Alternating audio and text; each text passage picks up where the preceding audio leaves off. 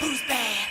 And we are privileged now to go down the rabbit hole with a man who has been bringing others down the rabbit hole of the mystery of the financial systems of the world for many decades now. His name is G. Edward Griffin, but his friends call him Ed, and he's been doing this stuff for quite a while. He was a writer for Curtis LeMay. He was a vice presidential running mate for George Wallace back in 1968, and then he started writing and making documentary-style videos about topics such as the ones that have been covered in his best-selling book, The Creature from Jekyll Island. Travis has referred to this book many times, and it is reveals the mystery of the so-called Federal Reserve. He's here with us now to spin yarns and tell tall tales of the world financial elite. Mr. G. Edward Griffin, welcome to Bad Crypto. Well, thank you for inviting me. Going to spin some tall tales. All right. I like the sound of that. You've actually covered a lot of topics over the years. Your bio says you've written about the truth about cancer and the industry, surrounding that, the historical authenticity of Noah's Ark, the Supreme Court of the U.S., terrorism, foreign policy, and the Federal Reserve. You've dove down a lot of rabbit holes in your career. I certainly have. I'm surprised I ever climbed out again. Yeah, because there's some people, when you start telling their secrets, they don't like that. They don't want for you to bring out into the light that which they intend to keep in the dark. That is so true. Yes.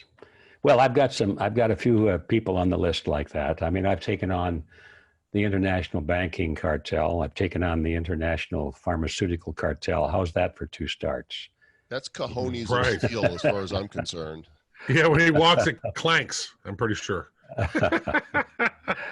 Yeah, it's completely fascinating to me. So folks do not know the story of the creature from Jekyll Island. It's like about a 600-page book. It goes in, it talks about this meeting that had happened back in 1910 of these very influential people, and how they decided they were going to create a new central banking system, put it in place, implement the IRS system, and here we are over 100 years later.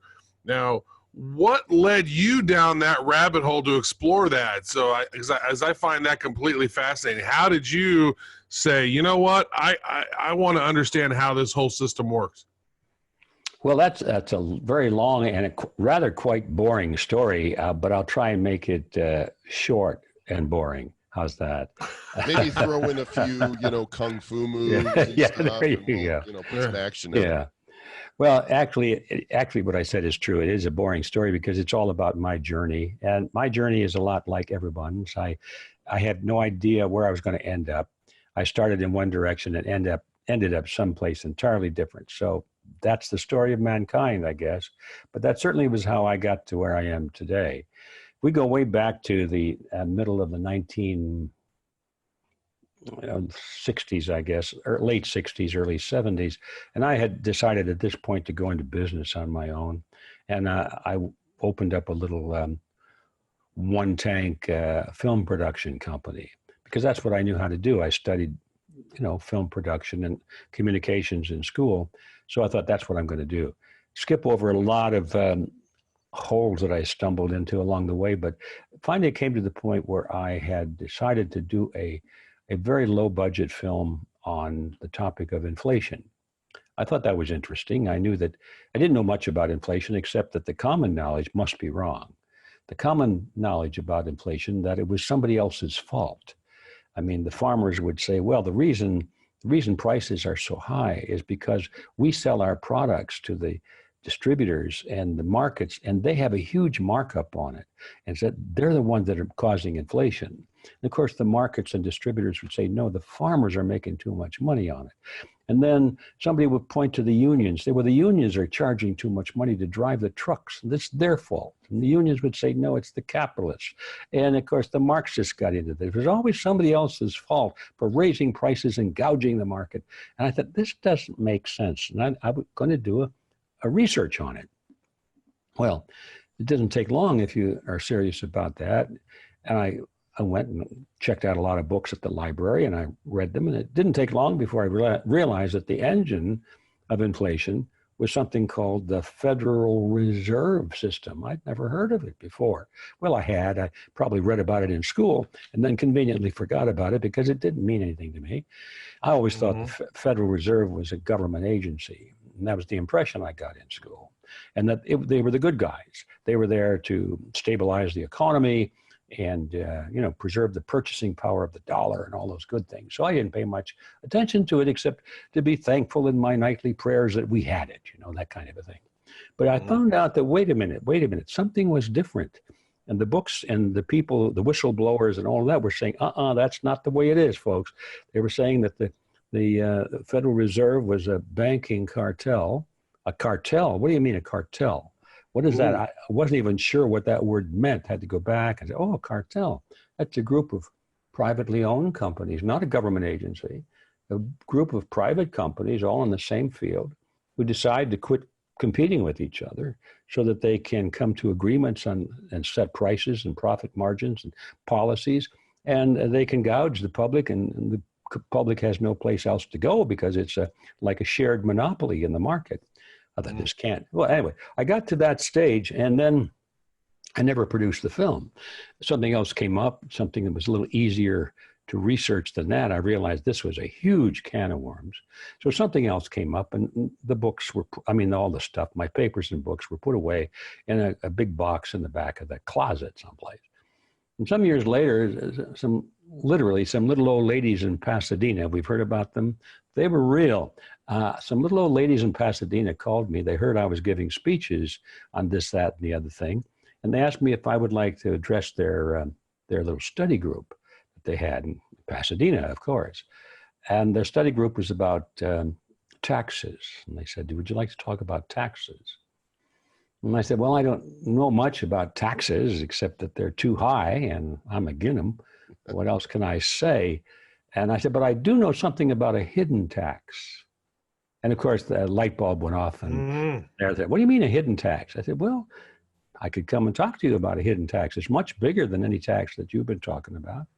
Of course, I was talking about inflation, but they didn't know that. And, so that was my call. So I went and I got my box out and I thumbed through all these books. This was some years later, by the way. This was much later. We'd say late 80s, mid 80s sometime? Well, let me think. Because the book came out in 1994, correct? Yeah, this would be the mid 80s, yes. Okay. So, and I went and I reread some of this stuff. And by this time I had learned a lot along the road. And some of the things that I didn't understand the first time through snapped into focus. I thought, oh my gosh, this is a profoundly deep rabbit hole, as you call it. I didn't catch this the first time through. And I realized that it was an extremely important topic because it affected all aspects of our lives. And so I spent a little time thumbing through, making notes, and I prepared a speech for these ladies. And it was a small group, probably about 40 people in their living room. But it was my chance to review and to put something together with an opening, a middle, and an ending. And in that process, I became aware that there was a story here. So I gave my speech, and the nice ladies came up to me afterwards, and they were very complimentary. They said, "Oh, this is wonderful. You want to go on the road with this presentation?" Well, you never say that to a young guy that wants to go on the road with a presentation, because that's what I did. I thought, oh, they liked it. And so I started to produce a series of one-day seminars. I called it the Crash Course on Money. And they were, I would say, wildly successful. A lot of people came out to hear my seminars, and I traveled all around the United States for about a year, maybe a year and a half. And I was packing them in, and I thought I was doing a good job. But I became very dissatisfied or rather nervous, because at the end of most of my presentations, there would be somebody that would come up and say, well, Mr. Griffin, this is all very startling, and I believe that what you're saying is true, and now I understand, blah, blah. But what do you recommend I do to protect myself? My My husband died, left a small estate, and I don't want to. I don't want to squander it. What would you recommend I do? Should I buy an apartment house? Should I get gold or silver? Should I go into cash? Or what should I do? And I had to face myself in the mirror. I hadn't the foggiest idea of what to say to these people. I was a fraud. Yes, I knew about the Federal Reserve, but the real world of investments, I knew nothing about that. And people wanted that information. So I canceled the series, the speeches, and I decided to go back to school. I really did. I surprised myself. I wanted to learn about the real markets, and so I enrolled in something called the College for Financial Planning. It's a correspondence course, but it's a very highly esteemed course. They issue certificates like a CPA. This was a CFP, Certified Financial Planner, and it was a long. And this is so you're in your 50s at this point. So you're like mid 50s or so, yeah. And you're like, I'm going to go back to school. See, that's great. That's like Rodney Dangerfield did, right? Yeah, but he don't get no respect. Yeah. So anyway, I decided that I'd go back to school, and I got my CFP designation, and I really learned a lot. It's not that I wanted to be a financial planner. I just wanted to learn about the real markets. So then I realized that the story I was sitting on was one of the biggest stories that you could possibly imagine. I decided then to write a book.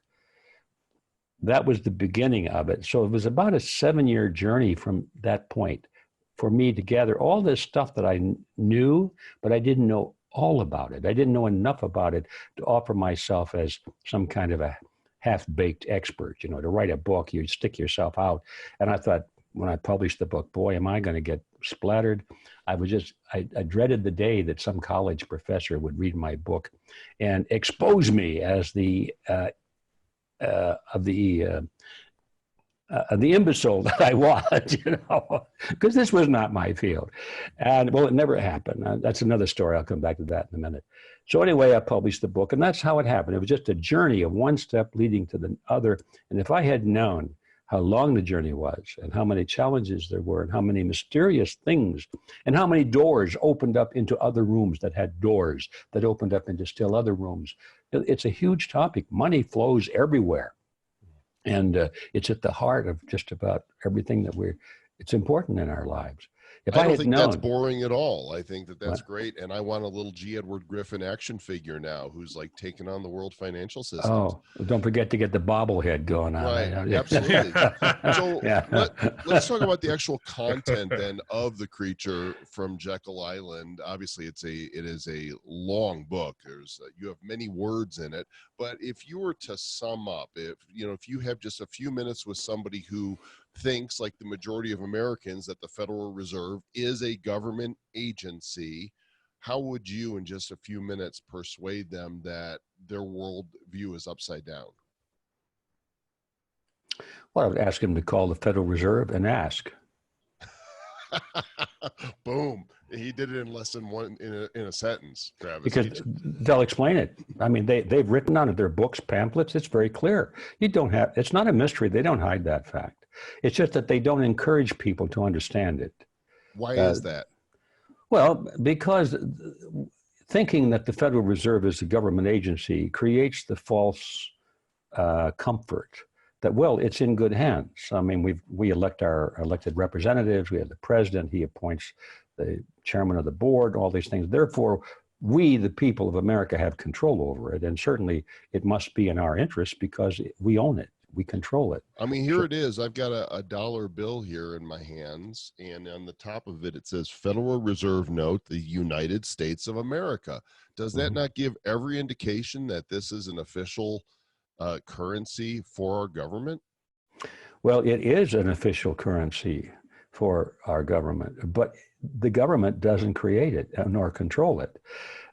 So that's, if you understand what happened back in the beginning, if you have the courage to read the Federal Reserve Act, you talk about boring, but it's all in there. And what they did is the United States Congress passed a law, which in essence was a cartel agreement.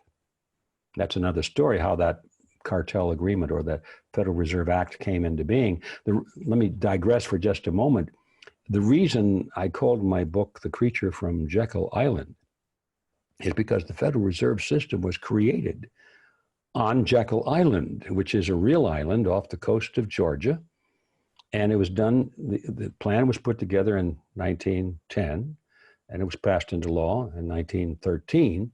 And what they did is they created on that island the outline of a cartel agreement for all the major banks in the United States to come together and share the market and control the market to their advantage. But the reason they were on Jekyll Island is because they wanted to do this in secret. If the word had leaked out that the Federal Reserve Act, which was what advertised to the voters and to Congress too in some ways, it was advertised as a means of controlling the banks. Because back in 1910, there was a lot of concern about the banks, the big bad banks. They called it the banking cartel. They didn't call it cartel in those days, but they were concerned about the banks, and they wanted legislation. They wanted their government to control those banks. And so the banks said, "Hey guys, are we going to sit around and wait for some jerk in Congress to come up with a law that's going to control our business? No, that'd be stupid. Let us do it. We'll draft the law to control the banks, but we don't want anyone to know that we wrote it, because then the cat would be out of the bag." So they went to Jekyll Island in the privacy of this Jekyll Island Club, which was owned by all the big billionaires on Wall Street. And they all snuck there too, where they were all like undercover and like taking trains on different names, and they were all converging into this place under complete anonymity. Yeah. Yeah, that was what caught my attention. One of the things caught my attention in the beginning. I realized that journey to Jekyll Island was done under conditions of great secrecy. In fact, in my view, I don't think many wars of history were plotted under conditions of greater secrecy than that. Yet they just knew it must not be discovered that they were writing the Federal Reserve Act, because then they would see what it was. They would see that it was a fraud. So we get back to the question of, how do you explain this to somebody? They have to know a little bit of history, but it's easy to summarize it. Somebody asked me, what is the Federal Reserve System? And you've got, 30 seconds to explain it. I can say, well, I don't need 30 seconds. I can do it in 4. And they look at me rather surprised. And I say, okay, here it is. The Federal Reserve System is a scam. Any questions? And that's it. But now 2 seconds. Well done. You just shaved your time. Yeah, and you could even shave it further by leaving the word Federal Reserve off and just say it's a scam. Now you got 3 words. So, but of course that leaves a lot to be explained as to, well, what scam and how does it work and how do you know? Things like that. Well, then you wind up with a 600-page book to fill in the blank spots. But that's really it. It's as simple as that. And one of the problems that I and many people have had in understanding the Federal Reserve is because we're Boy Scouts, We believe that everybody is honest and upfront, and we couldn't imagine that anything like the Federal Reserve System, which has this big building in Washington, D.C., and is so revered, and is taught in our schools as the great defender of the economy for the American people. We couldn't believe that could be anything close to a scam. How would that ever happen? Impossible. So we weren't able to see it. But finally, when you get the history and you read the papers of the people who did this, you realize that, by golly, they did create a scam, and they knew it, and they talked about it. They wrote papers on it. They gave speeches on it. They described it. They plotted it. It's in the record. And then you think, oh my gosh, where have I been all of my life? That's kind of the pattern or the path that most people take on this topic. Like I did, I started in totally as an unbeliever. No, it couldn't be a scam. Not at all. It was just complicated, and I was too stupid to understand it. That's how I thought it was. And then I realized when I started reading the words of these people that created it themselves about issues about how do we keep this from being known? How do we do this so it appears to be something which it isn't? And they talked about that, and I thought, I better go open my eyes and take a second look at this. So anyway, I'm off the track. How would I explain it to the average person? I would just say it's a means by which the banking cartel, or the banking industry, formed a cartel so they could dominate the market of money and banking, and they could write their own rules and regulations. They would give it to Congress. Congress would pass it as a law. And so it was, since it's a law, now people think it's a government agency. But it's not a government agency. It was just made legal by a law. And so now Congress went one step further. Not only did they allow the banks to regulate their own industry, but to their amazement, Woodrow Wilson and the whole Congress gave the Federal Reserve System the power to create the nation's money supply.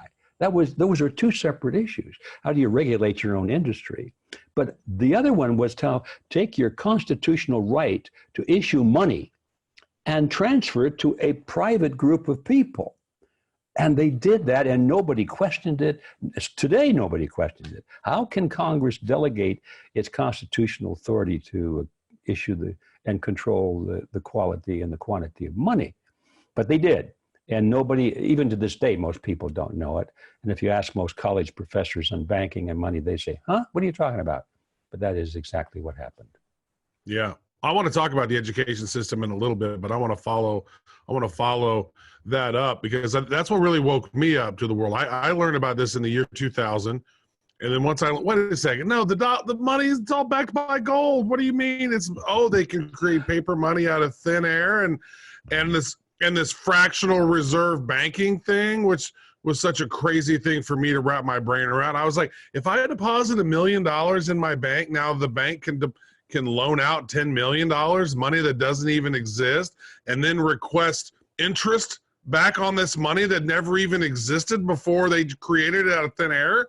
Like, the whole system to me. And then I started realizing, wait a second, there are so many things that we think we know that are not the way they are.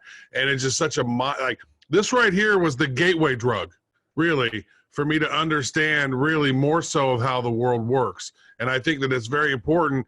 I think a lot of people that are in the cryptocurrency space are libertarians, and they've done research. They understand. Most people have never even heard the term fiat currency. That's not a term that is in the common vernacular of most world citizens, right? Like paper money out of thin air. It's just unbelievable. I want to ask you about, because I want our audience to understand that even today, who owns the Federal Reserve Bank? There's these families. There's X amount of these. That's a trust, right? And then the IRS, it gets paid taxes, and that goes back to the trust of the Federal Reserve. How does that work? Because I don't even know that I have a full grasp on it, but I think it's very important for people to understand where the profits are going. And then I have a point after that. After you explain this, I have a point.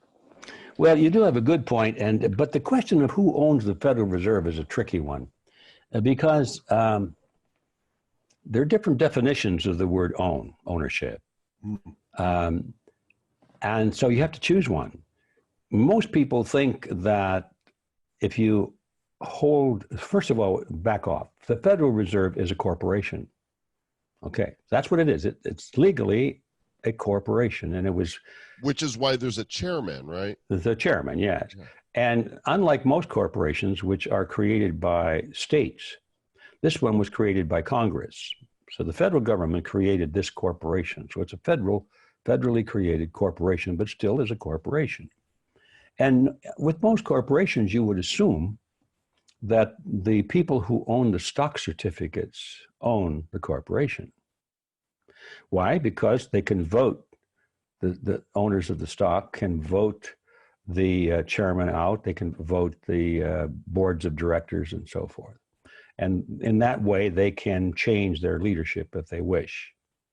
And also, the people who own the stock really own it. The test of ownership is what you can do with it. If you own something, you can sell it or you can give it away. And you start looking at it, and when you read the Federal Reserve Act, you realize that the primary functions of ownership are denied to the stockholders. Stockholders cannot sell their stock. Stockholders are the banks. So you could start to say, well, the banks own it because they own the stock. Now, the original issue of the Federal Reserve did have some people, private people, who owned stock in the formation stage. And you can find that in the pages of the New York Times back in 1910. they listed some of these people that actually held stock. There have been changes since then. And now, as far as we can tell on the outside looking in, all the stock is owned by the member banks. Okay, but the member banks cannot sell their stock. They can't give it away. And they don't even have voting power. They cannot vote for the chairman of the Federal Reserve System and so forth. So it's kind of a facade in the sense of ownership. The true test of ownership always is not who holds a piece of paper, but who controls the item. I mean, you can own a piece of paper that says that car is yours. But if somebody says you can't drive the car because for whatever reason, you didn't pay a license fee, let's say, then you don't own the car if somebody else can tell you that you can't use it. So the test of ownership is control. A bureaucrat in Washington or state can have a limousine assigned to him or her, and he picks up the phone and the limousine shows up, he has a driver. He doesn't own that car, but he totally controls it. That is ownership in my sense, and in most people's sense. They say, oh, whoever controls a piece of property owns it. Now, with that understanding, the owners, the true owners of the Federal Reserve System are the ones who control it, and that would be the largest banks in the United States. Those are the owners. And they control it. They select the list of names that are submitted to the president from which he must choose a chairman. The president of the United States technically chooses the chairman of the Federal Reserve. But where does he get the list? Nobody ever asks that. It's a fact that the presidents who make these appointments don't even know these people that they appoint. You're not going to find their names in their private address books. They've never met these people in most cases. So they're following the advice and directions of who? Who tells the president what names to choose from? Maybe not which name to choose, but which ones to choose from, a list. And that list always, of course, is made up of people who are very friendly to the banking cartel, either members of it or very close to it. There's never anybody on these lists who would be hostile to the policies of the banks, never. So the president chooses from a list that's provided to him by his biggest donors. The biggest donors are the banks and the corporations which they control. So the president does not choose the chairman of the Federal Reserve in a real sense. What actually happens is that the Federal Reserve chooses the president because they're the ones that provide the money that make it possible for a candidate to win elections. They control the media and they control, a lot of things that will determine how the American people vote. It's a convoluted thing, and it's not an easy answer, an easy question to answer, because most people keep thinking of who owns the stock certificates. And there's always this hidden question of, well, do the Rothschild hold some hidden stock over in Europe, and do other banks in Europe? And that wouldn't surprise me. But if they do, it's not significant, because the controllers of the Federal Reserve are the true owners, and those are the biggest banks in the United States. Now, who owns those banks? There's another question. In most of these big banks, you can't find out who owns them. They too, if they have stocks, often are held in street names. We don't know who the true holders of those. But aren't they like descendants, and there's like a trust of descendants of those who were at Jekyll Island who helped create this? Like, J.P. Morgan and his bank, Chase, and the Rockefeller banks that they've owned and controlled, and Jacob Schiff and the banks, all those people that were there creating it. How are their families still benefiting from that today? Because they own the banks? Because they're the ones that own the banks now, or what? Well, they're the ones that control the banks, and therefore they do own the banks. Yeah, of course. If you can determine, there you go. Who is going to be appointed or elected as the president of a bank, or if you are buddies with all of the people on the board of directors, and you have this interlock, and you find the same board of directors the same people on the board of directors of different banks, and also the largest corporations and the media companies. If you look at an interlocking chart, I've seen a few of them. It's a maze. It looks like like a spider web. But if you really get down and look at the lines, you'll see that these lines connect certain very important people to many different major corporations in the United States. So it's an interlock. That's such a key point there. I've seen that there's like the committee of 300 or whatever. There are these people that are on the board of all of these corporations, and they're the ones that really control the corporations, control the banks, control the media. It's that mechanism.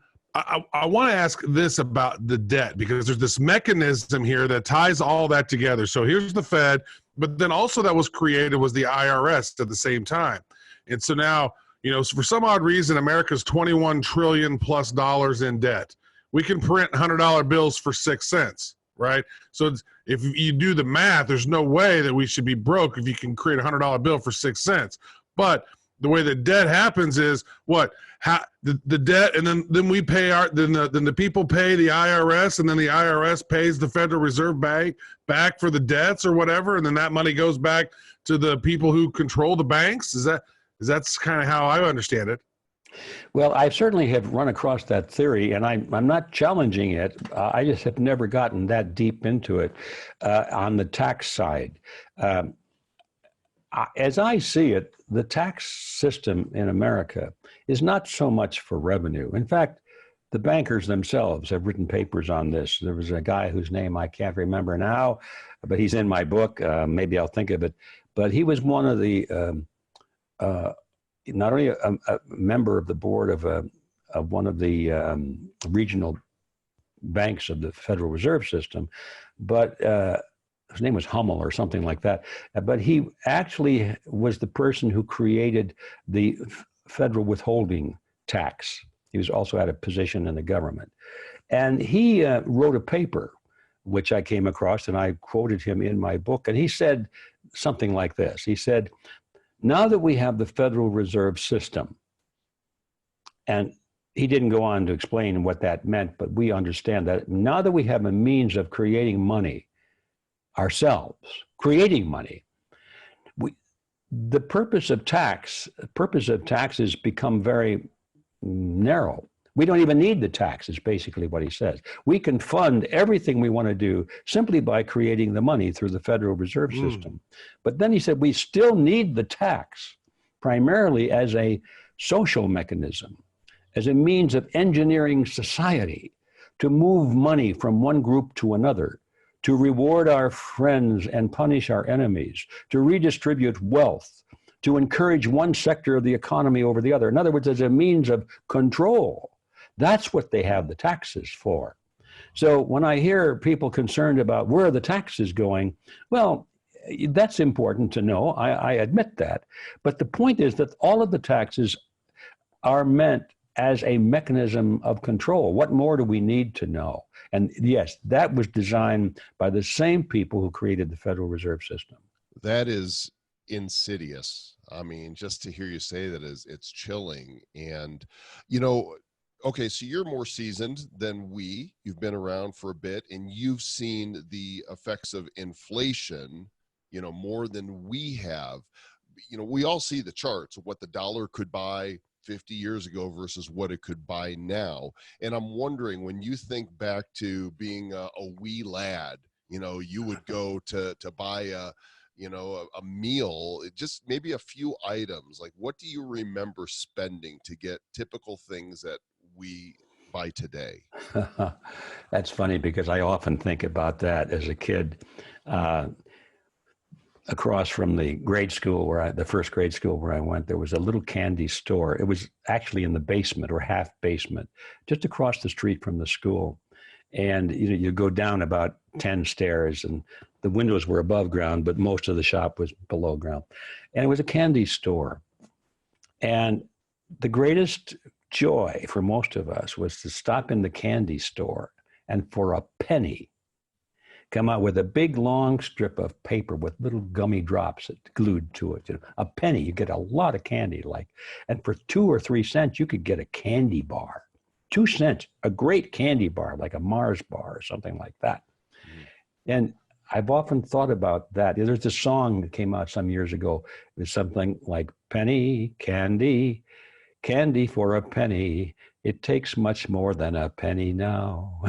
So much but more. So much more. So Yeah. let's then on that line of thinking, that candy bar today, you know, a buck, buck Yeah. 50, Mhm. whatever. Tie that into the printing of money and how that happens, because we just accept, oh, things get more expensive over time, but there's a financial mechanism that causes that to take place. Mhm. Well, that's it. That's what they call inflation, which I think is probably not a good descriptive, because it's true that the money supply inflates. And so they think, well, the prices are going up. But in reality, the prices don't go up. It's just that the value of the penny goes down, or the value of the dollar goes down. And why the value of a unit of the currency goes down is because of its quantity in relationship to the quantity of goods and services out there that are bidding for it. And you can just imagine, if you're playing a game of Monopoly, you know, everybody gets a certain amount of money at the beginning of the game. And so the prices are pretty well established by, there's the limited of the real estate on the board, and there's the limit of the money. And so you put one against the other, you know that all of the real estate on the board has to equal approximately the value of all the money that's available for it. Well, if somebody were to discover a second box of Monopoly in the closet, and they, oh, look, I found another box of Monopoly, and look at all this money that's in it, and they get the money out and redistribute it among everybody. Well, what happens to the prices on Boardwalk and Marvin's Gardens? Well, it just doubles. Because there's a word for that, right? I think it's called cheating. Yeah, well, yeah, of course it's cheating. It's fraudulent. It's a scam. Let's go back to that word. So it's a simple thing to understand. I think most grade kids can understand it, but unfortunately, by the time some of them get to be college professors, they can't figure it out, because they got to figure out that, well, it's a means of stabilizing the economy, and it's a good thing, blah, blah, blah. And they don't really understand that inflation is just simply a relationship between the quantity of money and the quantity of goods and services. So as long as the quantity of money is expanding at approximately the same rate as the goods and services in a society, then the purchasing power of the money remains stable. But if the money starts to expand at a rate faster than goods and services, then all of a sudden there's more bidding power against it, and prices are bid up. And prices go up because the value of that purchase of the unit of the money goes down. And throughout history, the only thing that has ever been discovered through trial and error that stabilizes the purchasing power of money is a monetary system that's based on something that requires human effort to produce. Because human effort is the common denominator between goods and services, and on the one side, and money on the other. If you don't have human effort on both sides of the equation, now you don't have a real equation. It's not a mathematical equation, it's a social equation. So as long as money was based on something that took human effort to produce, the purchasing power of that money remained stable over long periods of time. Well, gold and silver, of course, is always the one or the other that societies have voluntarily chosen. Without government intervention or coercion. Given freedom of choice, they may try something and try something else, but that didn't work as well as gold and silver. So historically, every instance is that after time, societies that have tried different things for money reverted back to using gold or silver, because it takes a lot of human effort to produce gold and silver in a form that it can be exchanged. That's one of the reasons that maybe we'll talk about cryptos in a minute. That's one of the differences between cryptocurrencies and money that requires human effort to produce. So that's an important part of the equation, because if you remove the human effort challenge from money, then all you have is just the goodwill or the wisdom, the benevolence of the people making the decisions as to how much money to have. And if there's one thing you can count on, if you give a group of people the power to create money out of nothing, they're going to abuse that power sooner or later, and they're going to run away with the scam that we're talking about. They'll create it because it's to their advantage to do so. And I don't care how good they are when they start off, they're going to be corrupted by it. And if they're not corrupted by it, eventually they will die and be replaced by someone who will be corrupted by it. It's just as sure as shooting. Any monetary system that is like that is going to blow up. Travis, it reminds me of the ICO phase, right? We saw a lot of people printing money in the form of cryptocurrency out of thin air, some of them legitimately and some of them just for the purpose of saying, hey, we think we can get away with this. Yeah. And they did, many of them. Many of them did. Now, what do you think about the mechanisms within cryptocurrencies? As while we're here, and I just do have a couple of questions about education and your interview with Yuri Bresmanov in a bit. But I want to talk about crypto because we're in a perfect time for that now. Like, so you understand the mechanisms of it and how it's maybe deflationary in nature because there's a limited supply.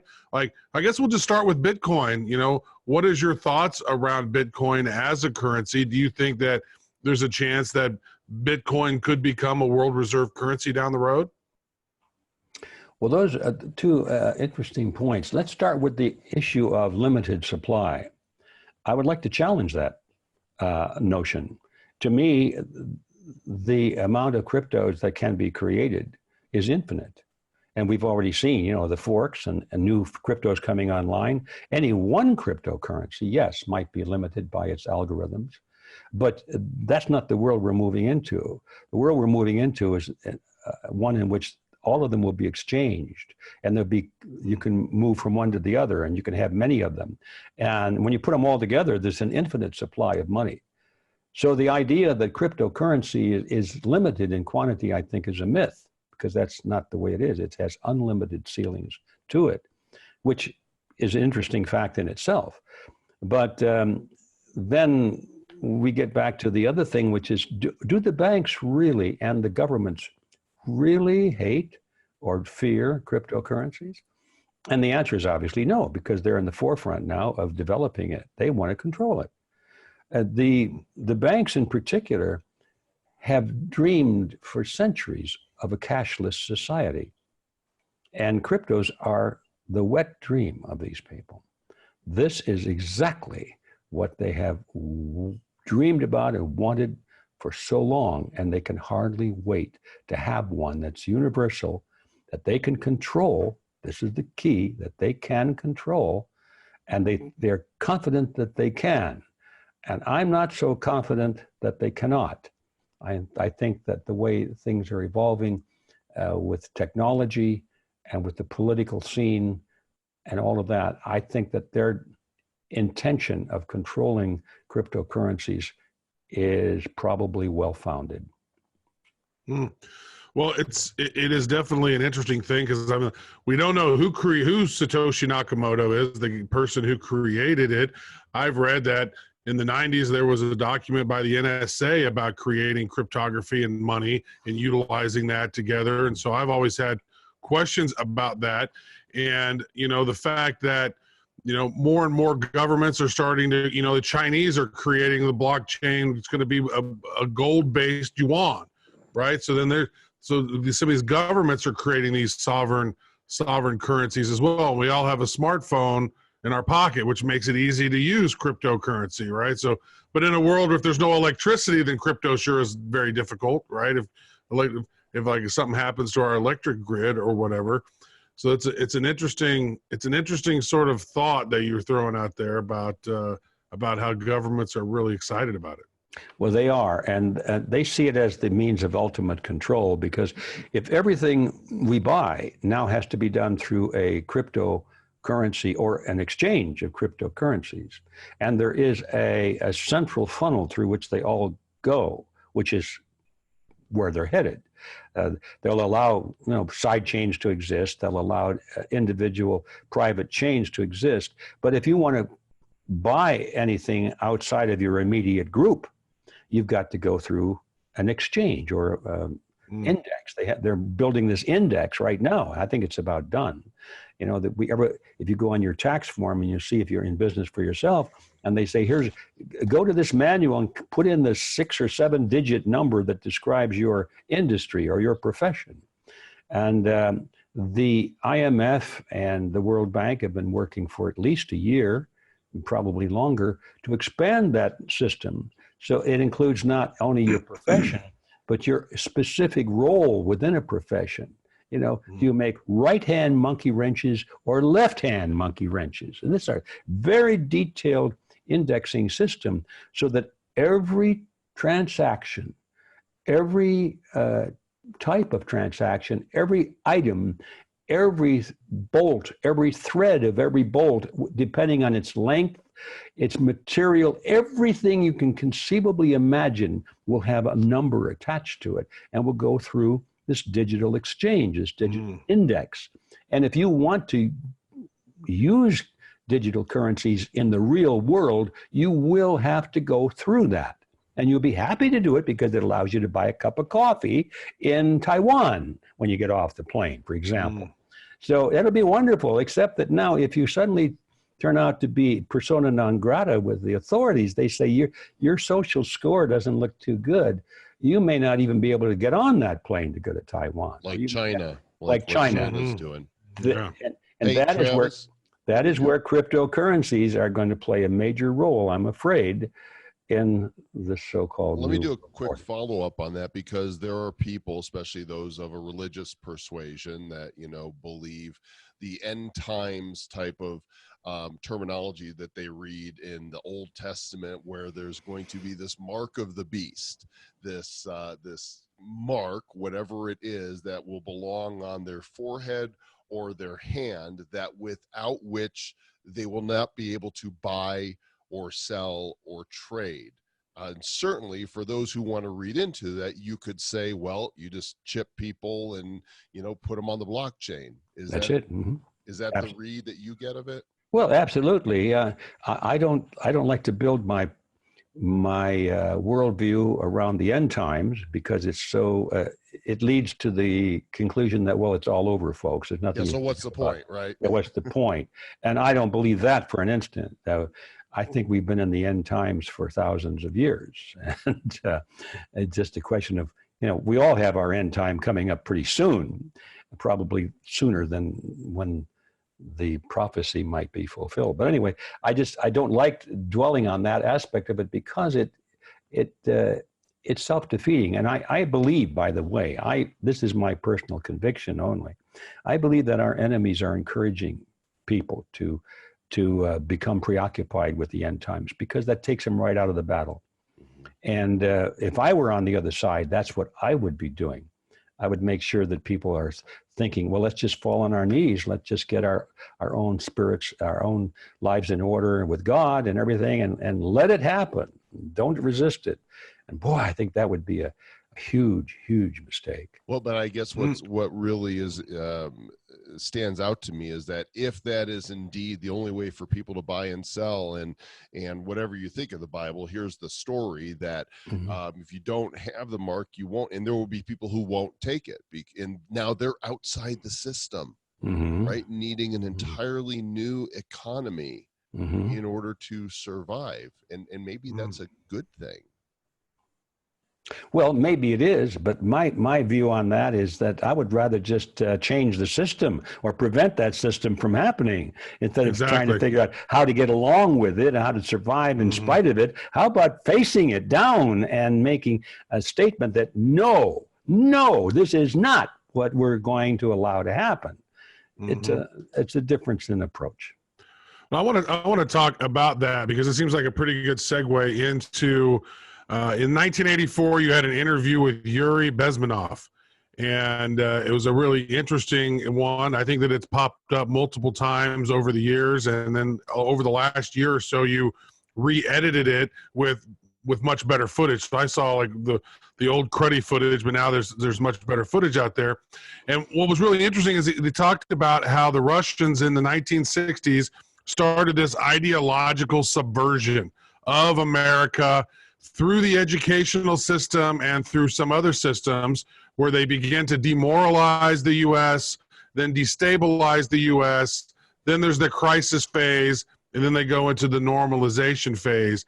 And according to that video that you did a year ago, that we're in that crisis phase right now, because the communists have infiltrated all of these different industries and all these different areas that impact the minds of the last 3 generations.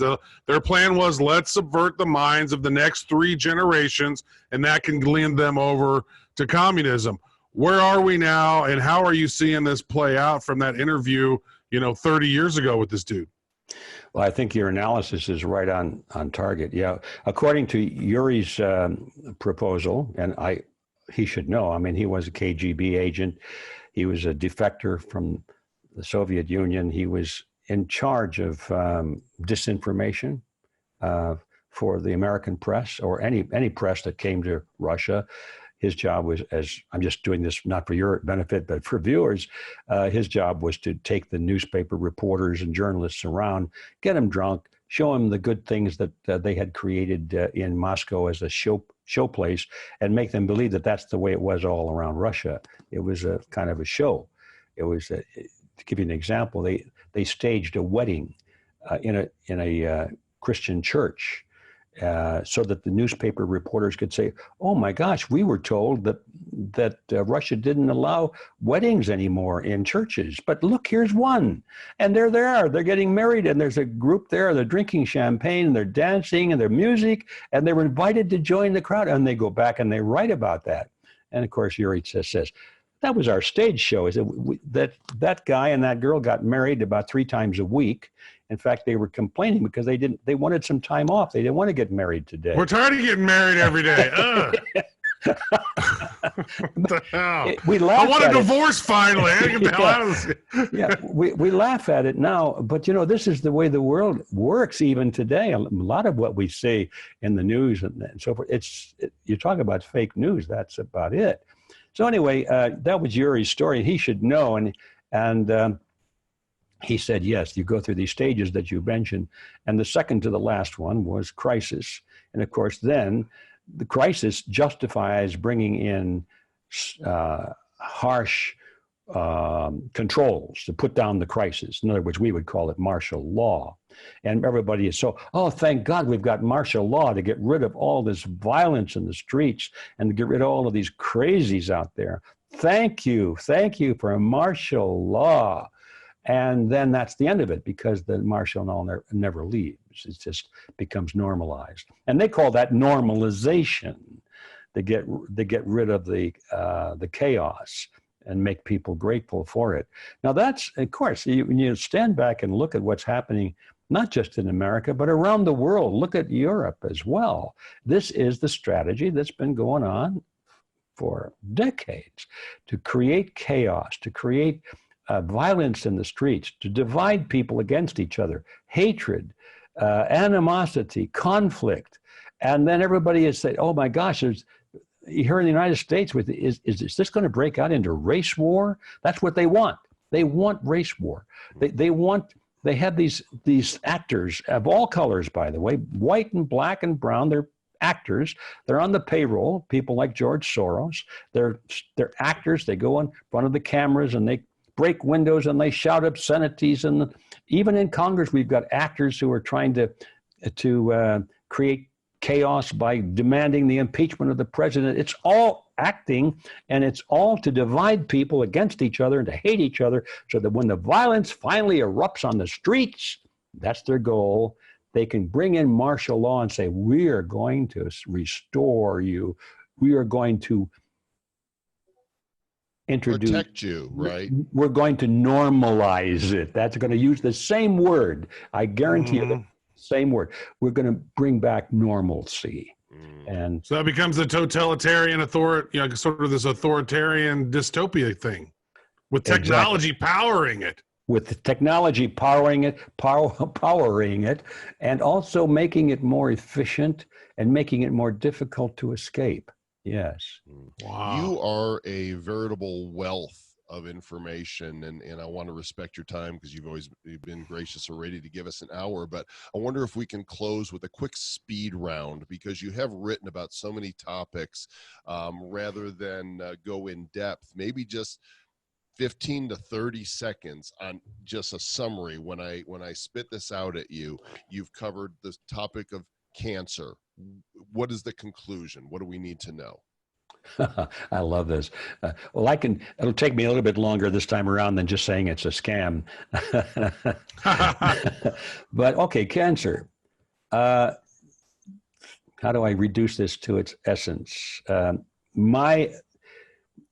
My conclusion after doing quite a bit of research on it and leading up to the publication of my book called World Without Cancer, The Story of Vitamin B17, is that cancer is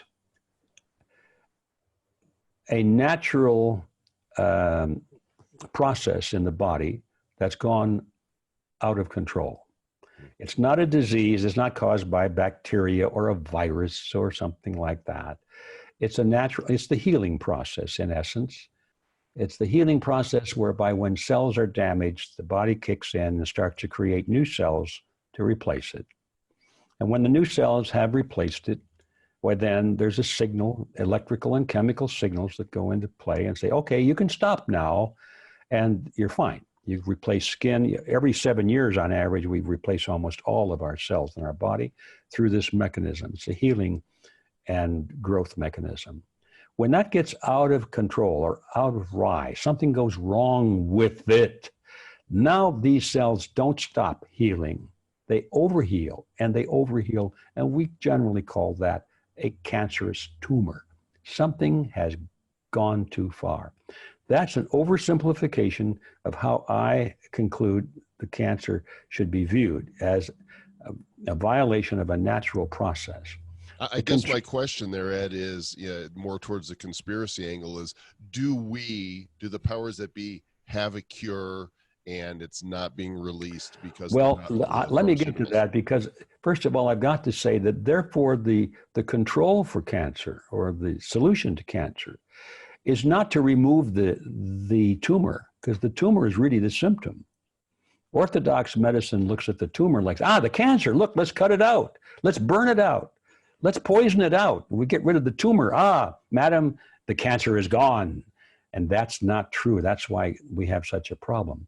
They treat the cancer tumor as the cancer when it's only the symptom.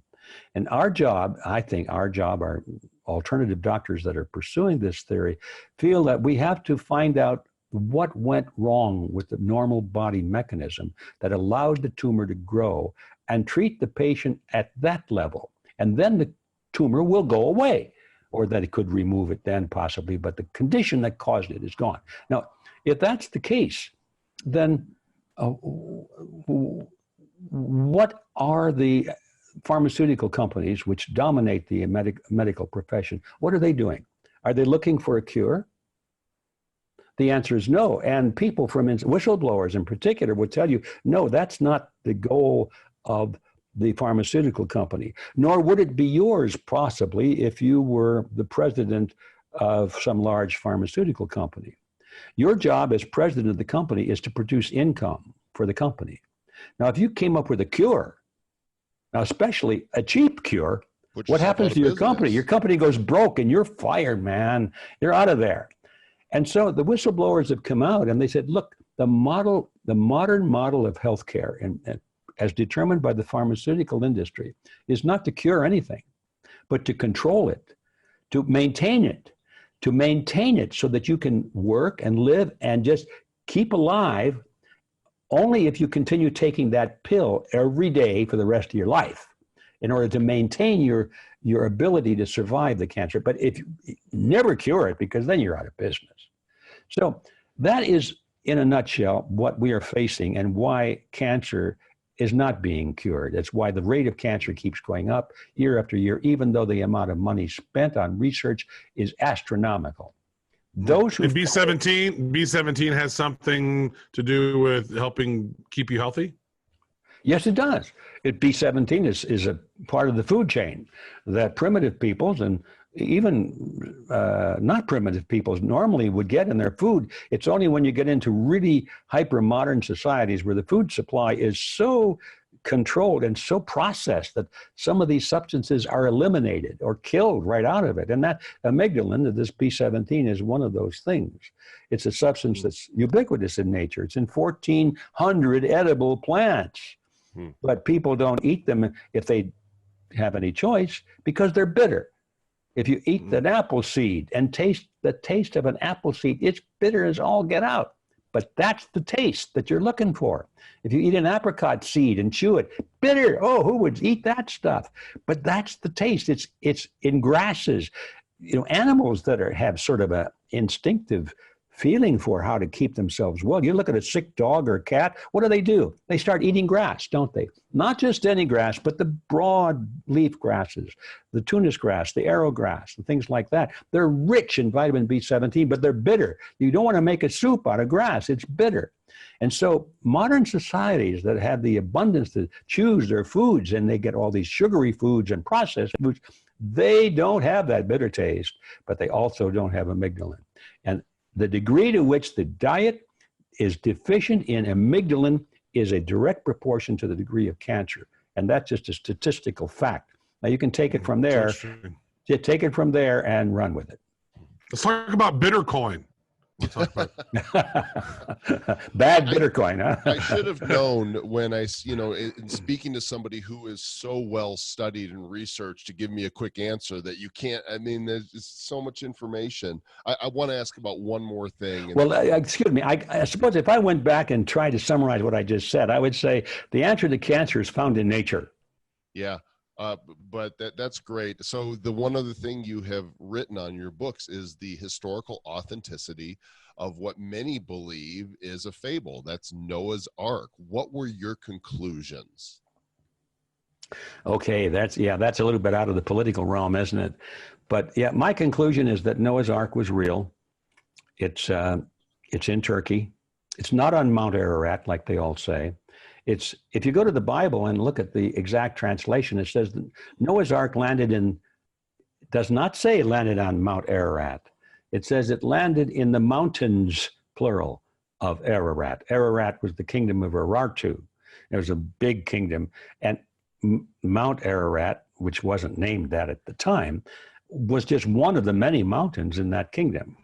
So the Bible doesn't say it was on Mount Ararat, that it was in one of those mountains. And sure enough, the fossil that was found by the people that I was relying on for our research is about, I think it's about 17 miles away from Mount Ararat. Now, up on the mountain, you can find these big lodestones, big, huge, monstrous stones. They're anchor stones. And you know they're anchor stones because they have holes in the top of them where the rope went through. And they're just sort of scattered up the mountain. You could tell as the water came down, these anchor stones, which were dragging behind the ship to keep it always, well, they used drogue stones on the Nile, and they used to anyway, to steer the ships. They were drag stones. They put them off the back of the ship. And as the current took the ship down, if they wanted to steer it, they would move the stone from one side to the other and put the drag on left or right, and that would steer the ship. And they used them also in open seas because when the wind blows, the wind will always blow the ship in a 90 degrees to the wind. And the stone would keep it at 90 degrees instead of going broadside to the wind, in which case it would capsize. So these drogue stones are all the way up the hill, and you get down to the bottom of the hill, and there's this monstrous fossil. And it's boat-shaped. It's exactly the length that they talk about Noah's Ark being. It has relics in it. They did sound surveys and sonar surveys. They found structures underneath it, and it's all there. And it's all, wow. It's not wood anymore. In fact, there was very little of it that was wood. It was mostly reed, made of reeds, not wood. But there it is. It's funny, just as you were saying that, I looked on DuckDuckGo, and the article that came up from last year on ancientorigins.net, evidence that Noah's Ark landed on a mountain 17 miles south of Ararat. And it's got these pictures, and that's just mind-blowing to me. Mm-hmm. Yeah. So that's my conclusion. I think that's the real thing.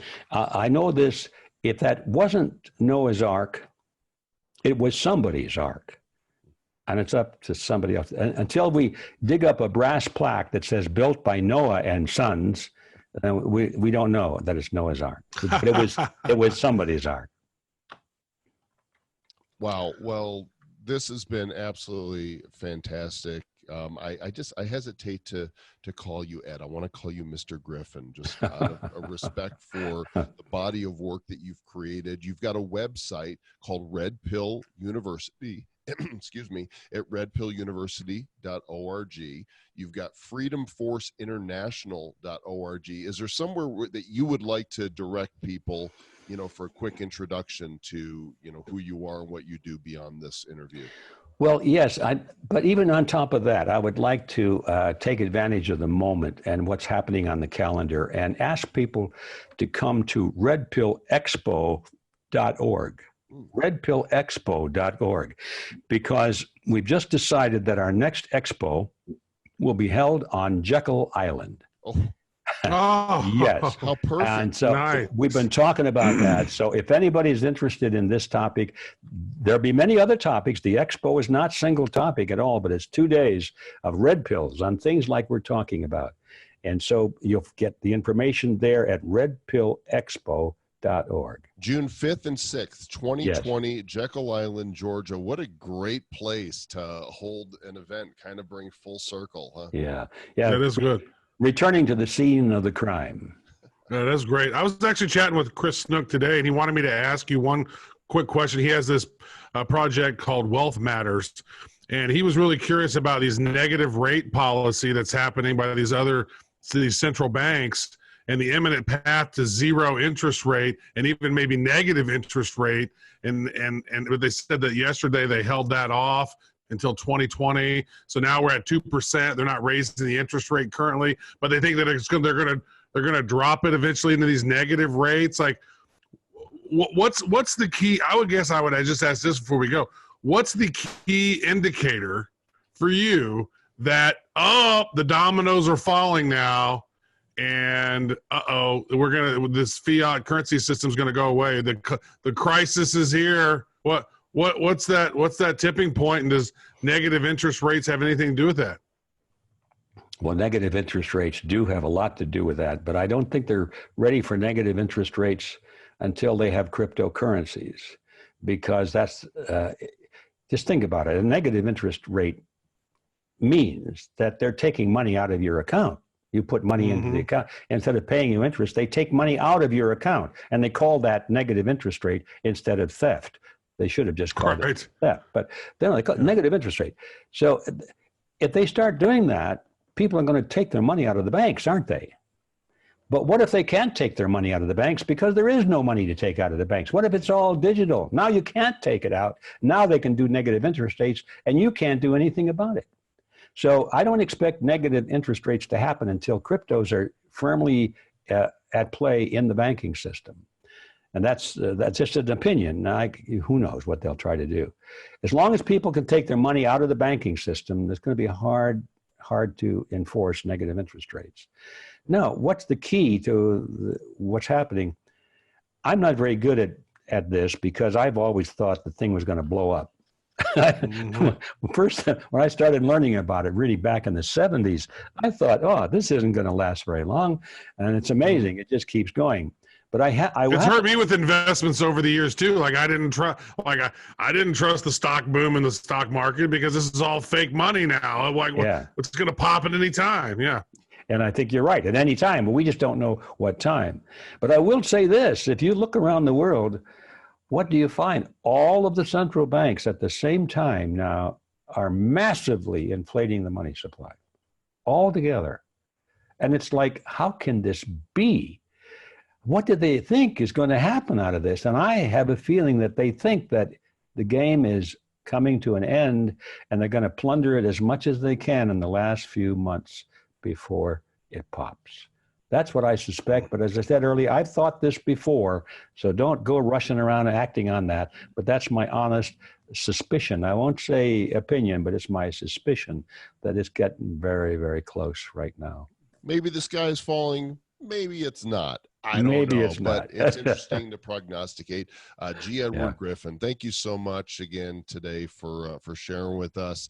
I have a feeling we could go on for hours, because you just know so much, but we would encourage you guys to go to the show notes for today's episode, check out all the links there, grab a copy of The Creature from Jekyll Island, and if you want to be truly red-pilled, check out the upcoming conference, June of next year, the redpillexpo.org, on Jekyll Island. Thanks again, Ed. Appreciate it. Thank you, guys, and good luck on all your endeavors, and keep telling the truth. Who's